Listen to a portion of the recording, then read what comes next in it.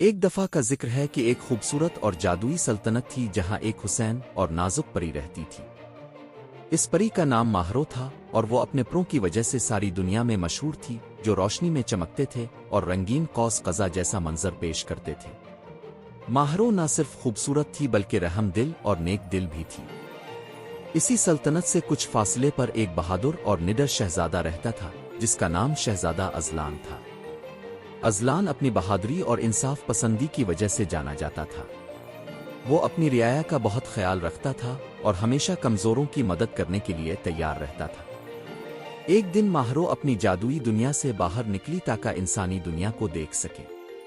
وہ ایک جنگل میں آ پہنچی جہاں اس نے ایک زخمی ہرن کو دیکھا۔ جب وہ ہرن کی مدد کر رہی تھی تو اچانک وہاں خطرناک جن نمودار ہوا جو اس ہرن کا پیچھا کر رہا تھا۔ ماہرو مشکل میں پھنس گئی اور جن نے اسے قید کر لیا۔ اتفاق سے شہزادہ ازلان اس جنگل میں شکار کے لیے آیا ہوا تھا۔ جب اس نے ماہرو کی چیخ سنی تو وہ فوراً مدد کے لیے دوڑا۔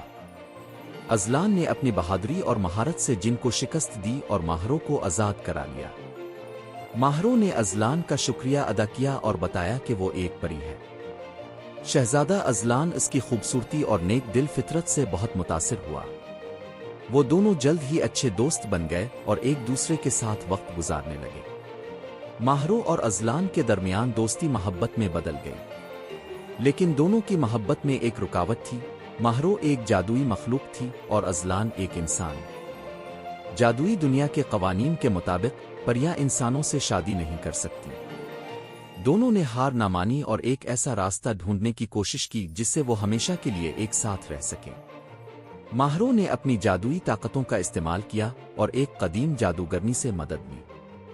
جادوگرنی نے ان کی سچی محبت کو دیکھ کر ان پر ایک جادو کیا جس کے ذریعے ماہرو ایک انسان بن گئی۔